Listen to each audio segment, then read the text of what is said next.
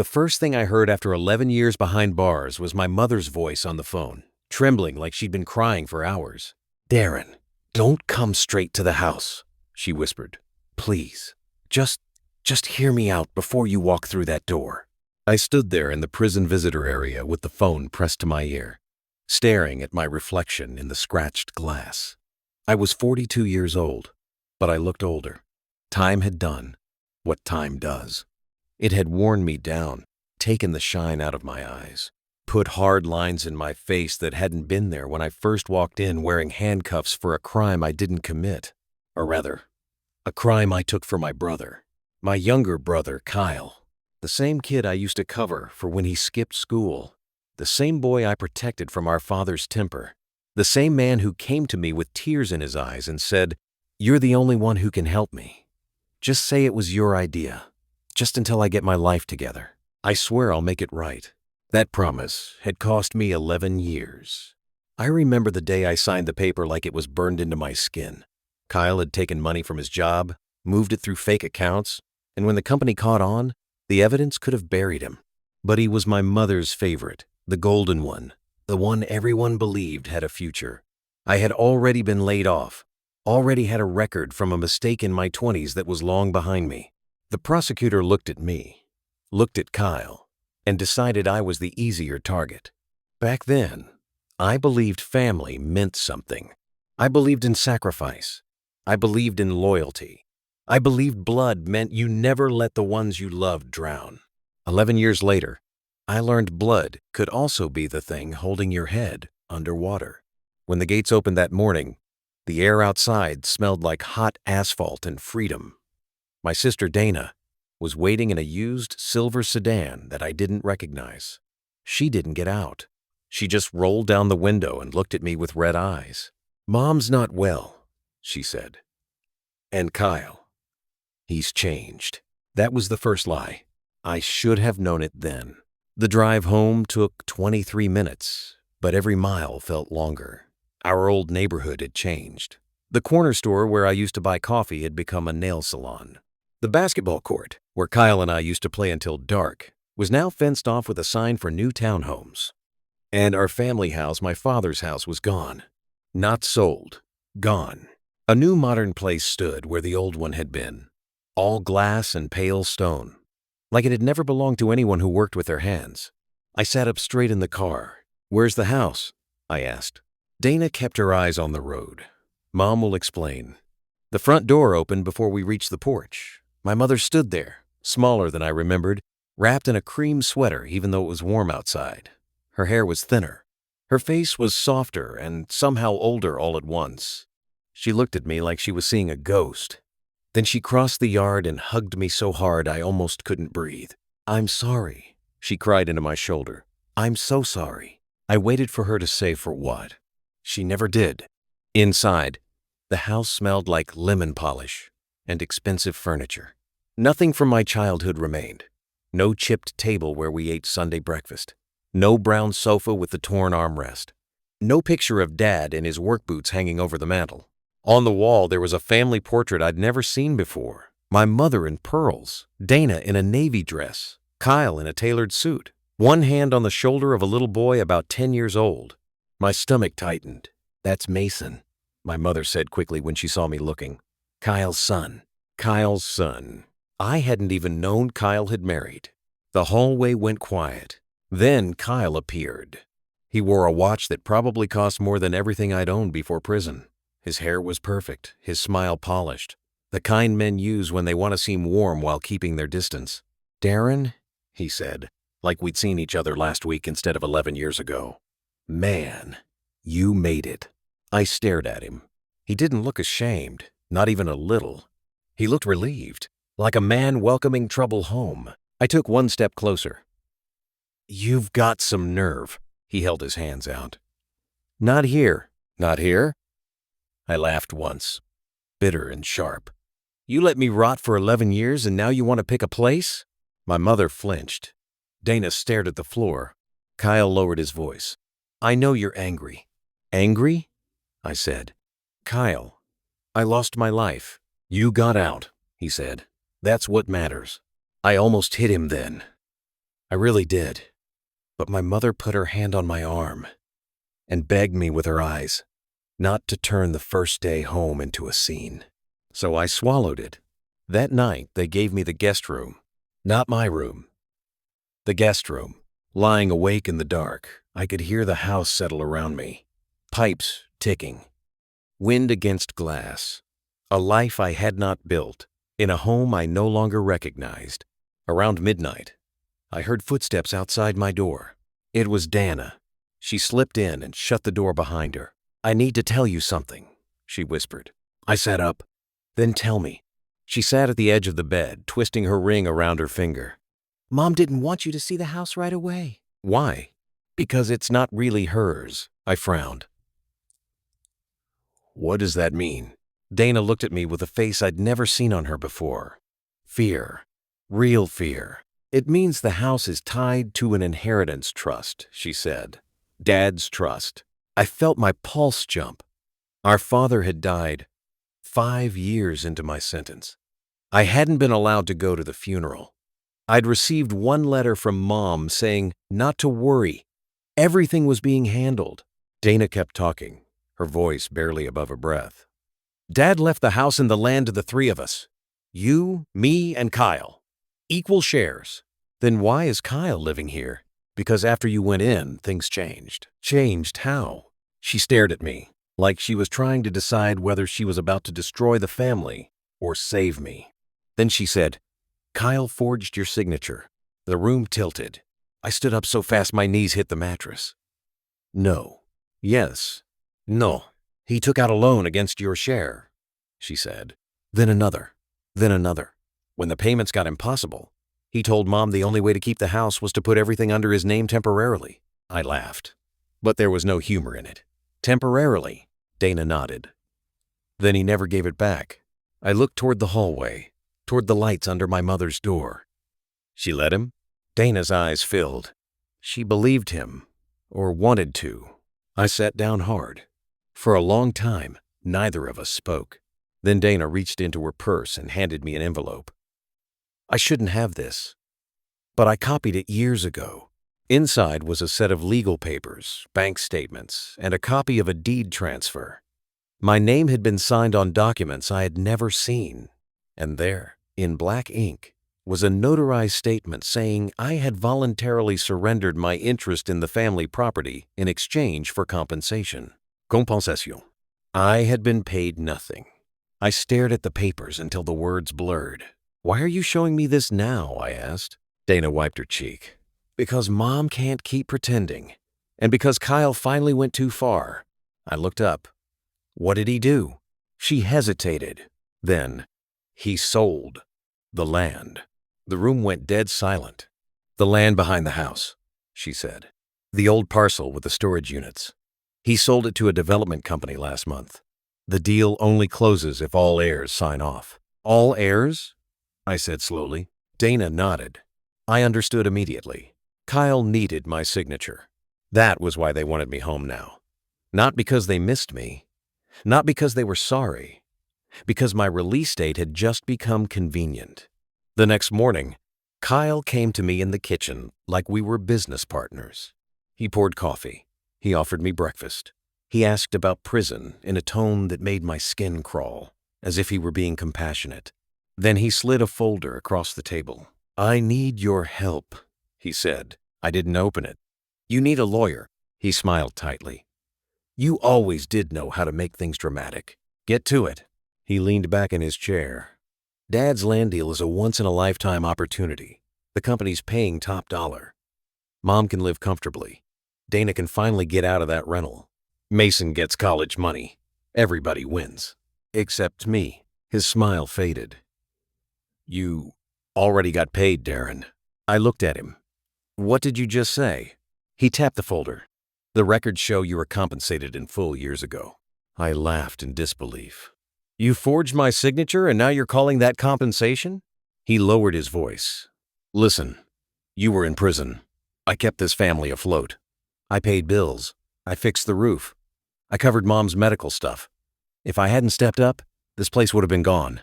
By stealing from me? By surviving. That word hit hard because it was one he used to say when we were kids.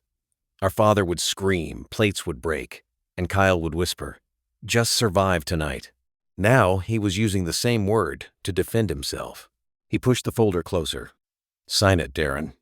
Get your share, take it, and move on." I looked at him, this stranger, wearing my brother's face.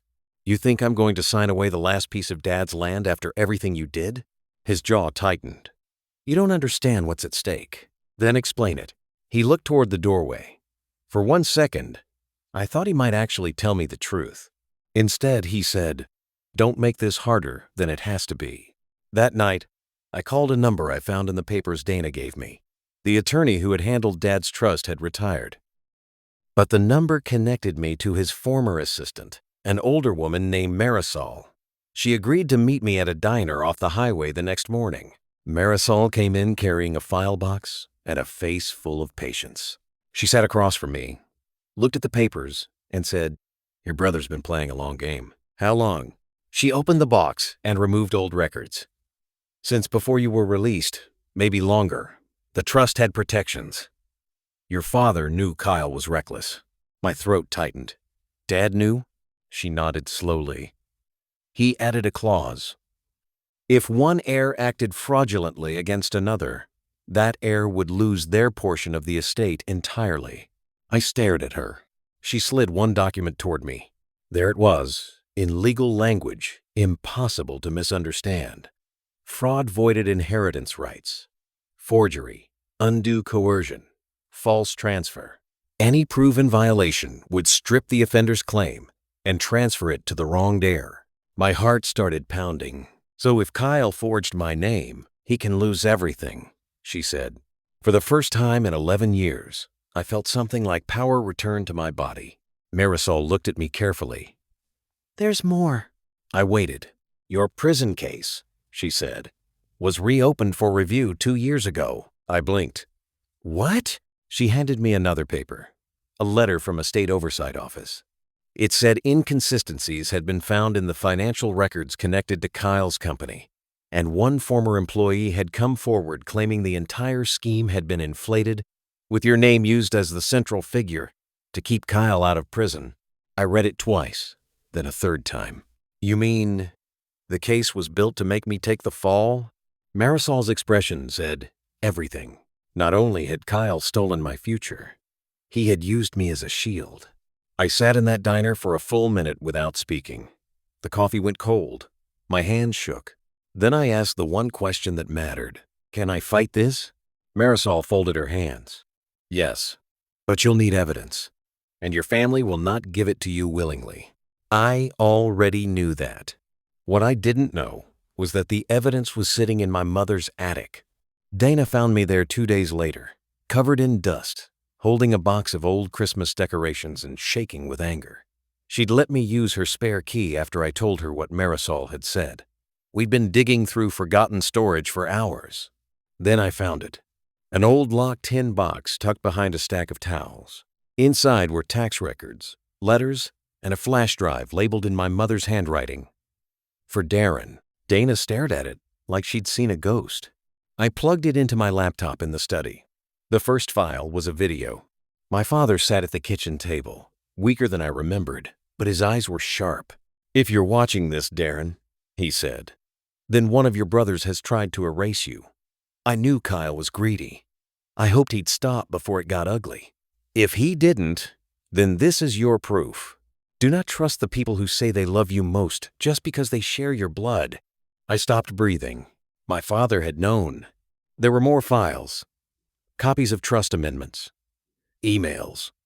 A recording between Kyle and the loan officer. In one clip, Kyle laughed about how easy it had been to keep Darren buried. In another, he told someone he only needed my release date to close the final piece. I felt sick. But the worst part came last. Another video. My mother's voice this time. She sat in Dad's chair, looking tired and frightened. "I wanted to tell you," she said, tears running down her face. "I really did. But Kyle said if I exposed him, he'd lose the house, and your sister and I would have nowhere to go." He said he'd make sure you were taken care of someday. I thought if I waited, maybe he'd fix it. I thought you'd forgive us. I was wrong." Dana covered her mouth and started crying. I didn't. I had gone too far past shock for tears. Everything had a shape now. Every missing detail, every strange look, every later and not now. They had all known. Maybe not all the way. Maybe not every lie. But enough. Enough to let me rot. I backed the chair away from the desk and stood up slowly. Dana whispered, "What are you going to do?" I looked at the flash drive in my hand. "What I should have done 11 years ago," I said. The final confrontation happened in the old house 3 nights later. I told Kyle I had signed the documents and wanted to meet there before the closing. He showed up in a dark coat, arrogant and calm, with a briefcase and that same expensive watch flashing under the porch light. He walked in and found me standing in the living room with Marisol, Dana, and my mother. On the coffee table sat the flash drive, the trust papers, and a printed copy of the reopened review notice from the state. Kyle's face changed the moment he saw them. He looked at me first, then at the others. "What is this?" he asked. I crossed my arms. "The end of your little empire." He gave a short laugh. "You think some papers scare me?" My mother stepped forward, voice breaking. "Kyle, tell him the truth." He turned to her, and for the first time I saw real panic in his eyes. "What did you do?" he demanded. Dana spoke up, her voice shaking but steady enough. "We know about the forgery. We know about Darren's case. We know about the trust." Kyle's stare snapped to her. "You went through my things? You mean our family's things?" I said. He pointed at me. "You signed away your rights years ago." "No," I said. "You signed my name." He took one step back. "That doesn't prove anything." I nodded toward Marisol. "Then maybe the recordings do." Marisol hit play on the laptop. Kyle's own voice filled the room. "Darren's buried. The judge bought it. Just keep his release date in mind. We close when he gets out." Kyle lunged for the computer, but Dana got there first and pulled it out of reach. My mother made a strangled sound. Kyle froze in place, face draining of color. "You recorded me?" he whispered. I stared at him. "You should have recorded your conscience. Could have used it." He swallowed hard, then tried a different angle. "Darren, listen to me. I did what I had to do for this family." "For yourself," I said. "No." He shook his head. "For all of us. Dad never understood business. Mom never would have survived without me. You were gone. What was I supposed to do?" I stepped closer until we were almost chest to chest. "You were supposed to tell the truth." His mouth opened, then shut. "That's what separates men from thieves," I said. "One of us takes responsibility, the other takes everything." He looked at my mother, and I saw him calculating, still trying to find a door, still trying to lie his way out. Then the front door opened. 2 officers entered with Marisol's state investigator behind them. Kyle went completely still. The investigator lifted a packet in one hand. "Kyle Mercer, we have enough to detain you pending charges related to forgery, fraud, financial theft, and conspiracy to obstruct a criminal review." For 1 second, Kyle looked like he might run. Instead, he turned to me, and all the arrogance finally cracked. "You did this," he said. I shook my head. "No, you did." They let him out while my mother sobbed into her hands. Dana held her shoulders. Kyle kept looking back like he expected me to stop it. Like, after everything, I would still save him. I didn't, because saving him had destroyed me once already. The case review moved fast after that. So did the civil suit over the land. The development company backed out the second the fraud came to light. The trust clause kicked in. Kyle lost his claim completely. The bank froze the accounts he'd used. The state opened a full review of my conviction, and months later, my record was cleared. Cleared. That word should have felt bigger. Instead, it felt quiet. The day I got the official notice, I stood outside the courthouse with the paper in my hand and let the wind hit my face. I was free in the only way that mattered now. But freedom didn't give me back 11 years. It didn't return my 20s, my father's funeral, the birthdays I missed. The years I spent counting tiles in a cell while Kyle built a life on my sacrifice. But karma had arrived the way it often does in real life, not like lightning, but like paperwork, witnesses, and a truth no one could bury forever. Kyle got prison time. Not 11 years, not enough to match mine, but enough to strip away the life he stole. Enough to make him face what he had done without my name protecting him. My mother sold the house and moved into a smaller place across town. Dana took the money from her rightful share and used it to start over. She apologized to me more times than I could count, and I told her the same thing every time. Forgiveness is a process, not a gift. She accepted that. As for me, I took a one-room apartment above a hardware store near the river and got a job with a nonprofit that helps men and women coming home from prison rebuild their lives. The first time I sat across from someone who thought nobody cared whether they made it, I saw my younger self staring back at me. And for the first time in years, I could tell the truth without bitterness. Some people will use your love against you, I told him. But that doesn't mean your life is over. A few months later, I got a letter from Kyle. I almost threw it away. Instead, I opened it. He didn't excuse himself. He didn't ask for mercy. He wrote 2 lines that mattered more than all his old promises. I was wrong. I know now what I made you carry. I folded the letter and put it in a drawer. Not because it healed anything, because it didn't. Because justice was never about making me forget. It was about making sure the truth finally stood where his lies once did. And that night, sitting by my apartment window with the city lights reflecting off the glass, I understood the real inheritance my father had left behind. It wasn't the land. It wasn't the house. It wasn't the money Kyle tried to steal. It was the truth. And after 11 years, the truth had finally come home.